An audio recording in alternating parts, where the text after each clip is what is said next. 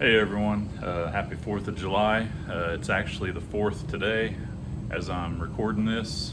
Got a little something different today, not the Foxbody content that most of my viewers are used to.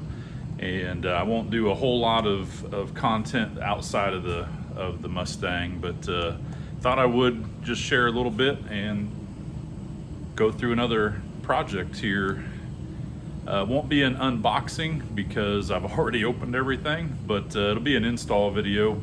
So I also want to introduce the new vehicle to the channel and to the garage here. All right, so I've had this over a month now, but again, I haven't been doing too many videos or any recording of anything, just family stuff like I talked about in my last post has taken most of my time.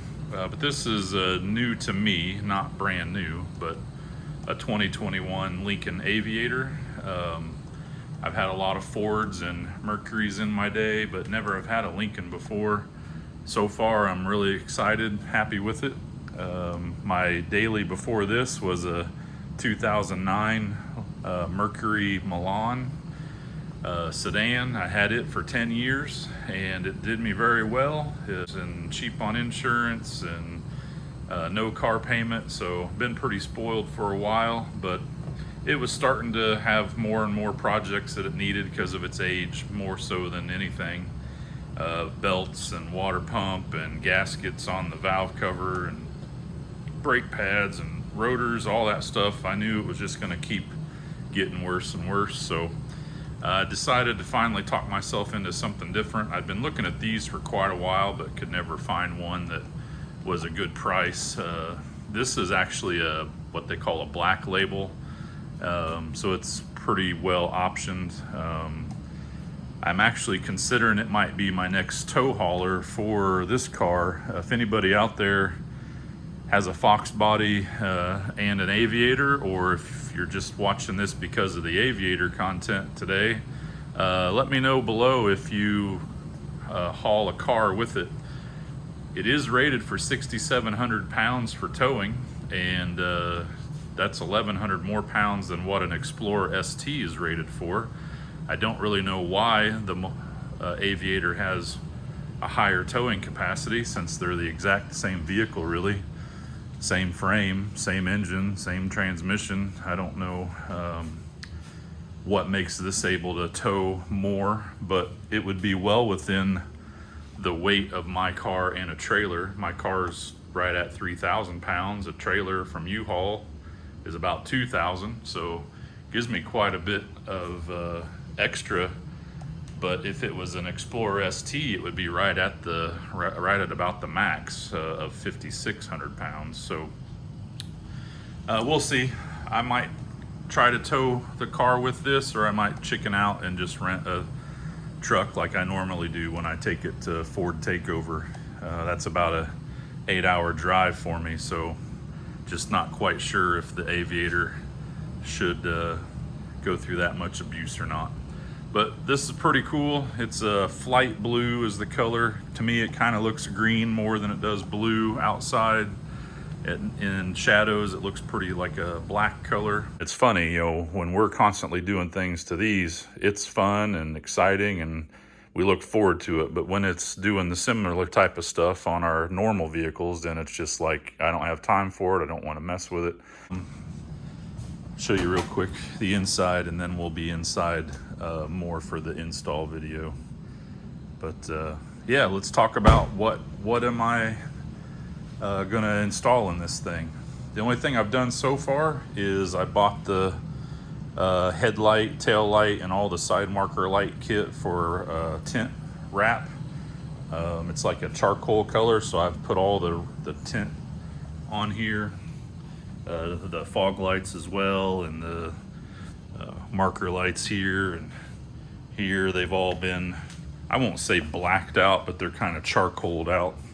Same with the tail lights.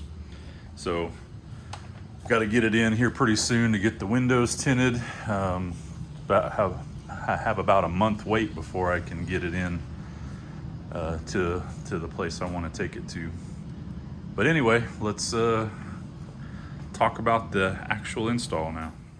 wanted to start recording on this because I got something pretty cool for my birthday, and I thought I might as well do an install video. It's a little too late to do an unboxing, but this is a console vault that will go in my center console in the Aviator, and I've already programmed the biometric lock so that I can open it up. It has really good instructions of how to set that up.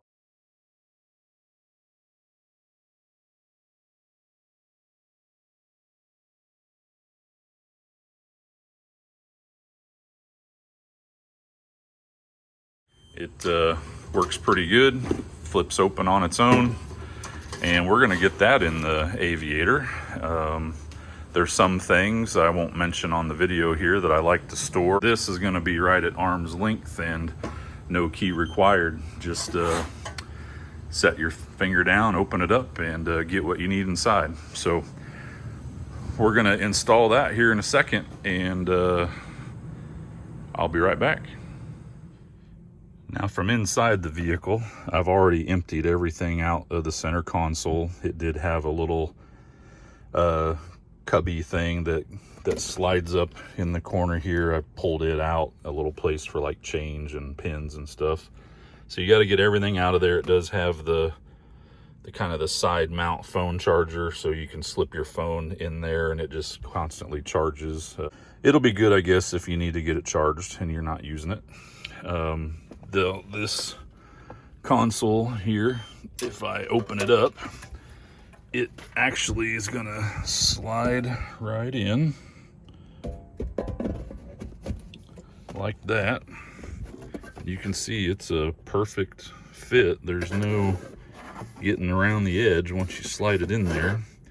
It does have the cutout, if you see there, to get to your charger, and the light shows through that's built into the armrest, so you can get to the cigarette charger also.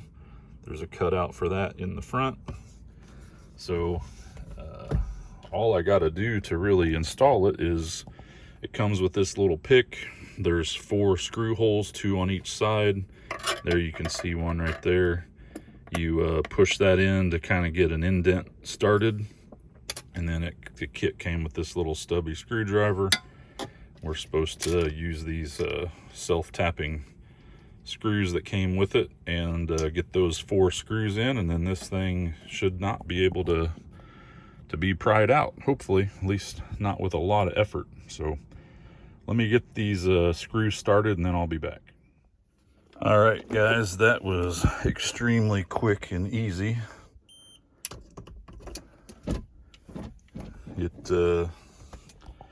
It went much better with a 90-degree drill. So if you have one of those, made it really easy, and there was plenty of room to get a 90-degree drill in there to have a straight shot for those screws. Now, the screws weren't very long, and they didn't feel like they bit in a lot to the center console. I was thinking I might need to go get some longer ones than what came with it, but I'll tell you, it doesn't budge. I have yanked on this pretty good and it doesn't move, so I actually don't think I'm gonna need to do anything. And again,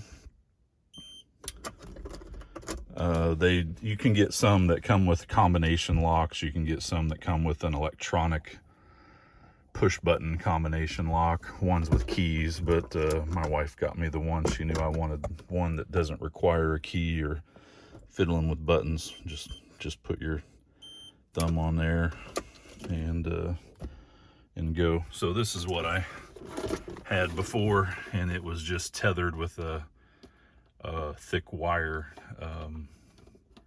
almost like a bike lock, around the frame of the seat, and I had it tucked in the back of the driver's seat. But I won't need this anymore. I'll empty it out and get everything in here. That works just fine. Pretty nice. So far, owning it for an hour, I recommend it, but I'll let you know if anything changes. A couple more things. My right thumb is programmed, and my index finger is programmed. But if I try to use a different finger, you can see it won't work. I programmed my left thumb, and then I also have my wife's hand programmed. She doesn't drive it very often, but sometimes she does. One thing to note also, the factory armrest has this little cubby that is supposed to interlock into a little spot up at the top here. That does not work any longer with the vault in there, so that thing will not fit any longer. So I'm going to just put it in the back console there for now. And that's really the only thing I've noticed that doesn't work. Pretty happy. I almost forgot, it does come with this foam pad that will go down in the bottom, and we'll slip that down in there.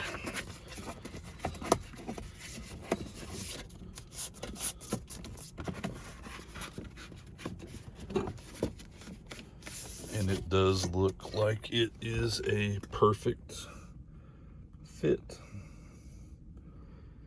So stuff won't slide around. Now it's time to put everything back in, and now I'm finally done.